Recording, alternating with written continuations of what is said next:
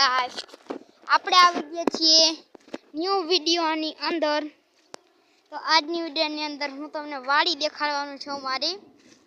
ઓલો વિડિયો નાનો હતો, આજ ખેર જરીક મોટો છે। જોઈ શકો છો આ માંડવી વાવ દીધી છે, આ માંડવી વાવ દીધી છે, ઉગી ગઈ છે પણ ઘણા ખાલા છે।